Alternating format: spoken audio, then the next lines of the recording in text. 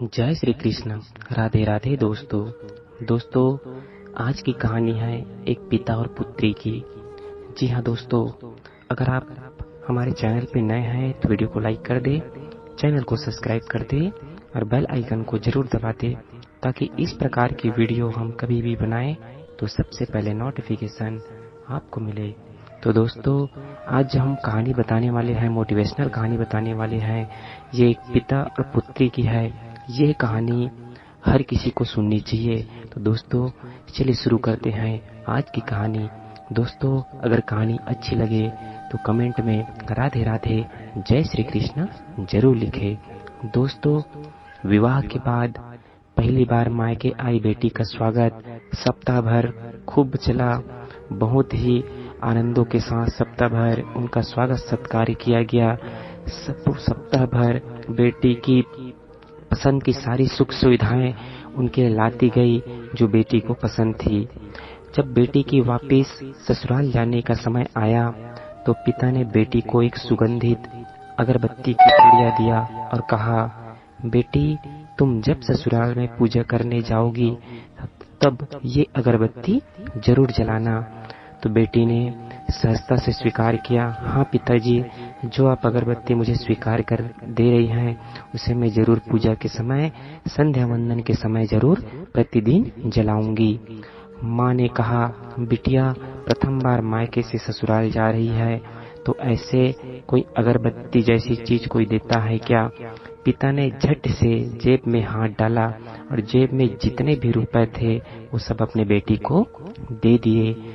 ससुराल में पहुंचते ही सासू माँ ने बहू की बैग को देखी कि माता पिता ने विदाई के समय बहू को क्या प्रदान किया है, क्या भेंट करी है। तो वह अगरबत्ती का पुड़िया दिखा। सासू माँ ने मुंह बनाकर बोली कि कल पूजा में यह अगरबत्ती लगा देना। सुबह जब बेटी पूजा करने बैठी तो वह अगरबत्ती का पुड़ा खोला, उसमें एक चिट्ठी निकली। चिट्ठी में लिखा था, बेटा, यह अगरबत्ती स्वतः ही जलती है मगर संपूर्ण संसार को सुगंधित कर देती है। इतना ही नहीं तो आजू बाजू के पूरे वातावरण को भी महक से सुगंधित एवं प्रफुल्लित कर देती है। हो सकता है कि तुम कभी पति से कुछ समय के लिए रूठ जाएंगी या कभी अपने सास ससुर से नाराज हो जाएंगी, कभी देवर या ननंद से भी रूठ जाएंगी, कभी दूसरे की बातें सुननी पड़ जाए या फिर अड़ोस पड़ोसियों के बर्ताव से तुम्हारा दिल दुख जाए, तुम्हें कभी तकलीफ महसूस होने लगे, तब तुम मेरी ये भेंट ध्यान रखना, इनको सदैव याद रखना, इनको हमेशा मन में बिठा करके रखना। अगरबत्ती की तरह जलना, जैसे अगरबत्ती स्वयं जलते हुए भी सबको सुगंधित कर देती है, वातावरण परिसर को सुगंधित कर देती है, प्रफुल्लित कर देती है, उस जगह को, वातावरण को ऊर्जा से भर देती है। ठीक उसी तरह तुम भी स्वतः सहन कर लेना। तेरे ससुराल को अपना मायके समझकर सबको अपने व्यवहार और कर्म से सुगंधित और प्रफुल्लित करना।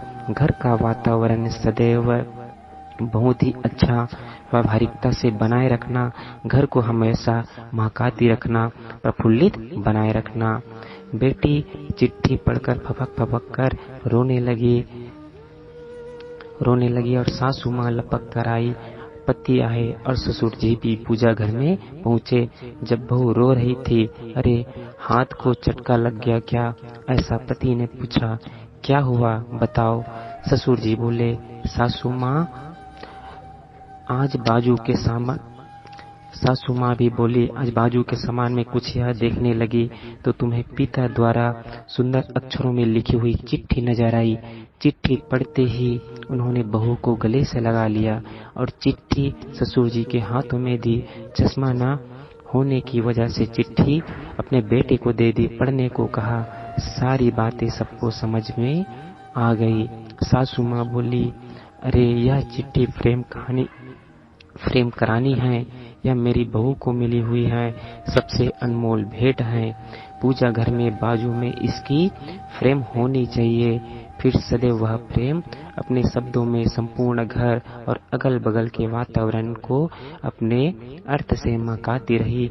अगरबत्ती का पूरा खत्म होने के बाद भी पूरे घर में वातावरण खुशहाली और प्रफुल्लित होने लगी। घर परिवार अगरबत्ती की सुगंध से सदैव महकने लगी। घर परिवार में खुशहाली आने लगी। तो दोस्तों, यह मार्मिक कहानी, पिता और पुत्री की मार्मिक कहानी आप सबको अगर अच्छी लगी हो, पसंद आई हो, तो हमारी वीडियो को जरूर से जरूर लाइक करें और चैनल को सब्सक्राइब करें, ताकि इस प्रकार की मोटिवेशनल वीडियो हम लगातार सदैव आप सभी के लिए लाते रहें। और कमेंट में जय श्री कृष्ण, हर हर महादेव अवश्य लिखें। मिलते हैं दोस्तों कोई नई वीडियो लेकर के, कोई नई मोटिवेशनल के साथ। जय हिंद, जय भारत।